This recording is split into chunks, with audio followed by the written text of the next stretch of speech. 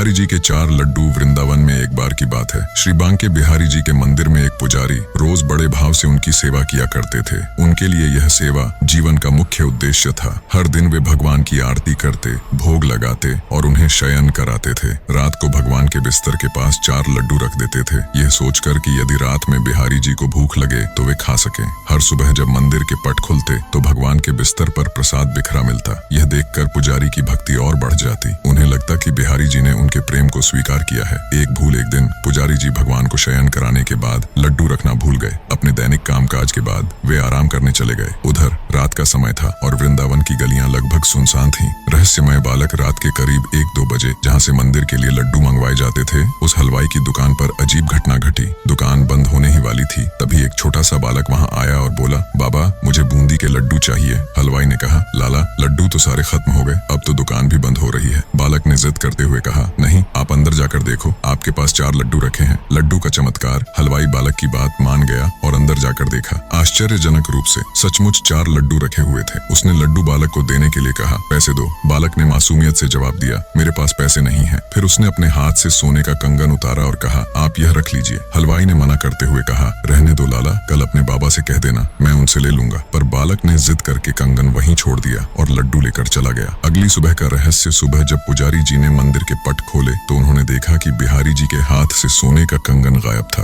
यह देखकर मंदिर में हलचल मच गई। सवाल उठा कि यदि किसी ने चोरी की होती तो केवल कंगन ही क्यों ले जाता। थोड़ी ही देर में हलवाई मंदिर पहुंचा और पुजारी जी से पूरी रात की घटना बताई। उसने वह कंगन पुजारी को दिया। पुजारी जी तुरंत समझ गए कि रात में लड्डू रखना वे भूल गए थे, इसीलिए भगवान स्वयं बालक के रूप में लड्डू लेने गए थे। भक्ति का संदेश। यह चमत्कार देखकर पुजारी जी की आंखों में आंसू भर आए। उन्होंने समझा कि यदि सच्चे भाव से की गई सेवा में भूल भी हो जाए तो भगवान स्वयं उसे पूरा कर लेते हैं। यह घटना भक्तों को यह सिखाती है कि भगवान को केवल निष्ठा और प्रेम चाहिए और वे अपने भक्तों का ध्यान रखने के लिए सदा तैयार रहते हैं। जय जय श्री राधे।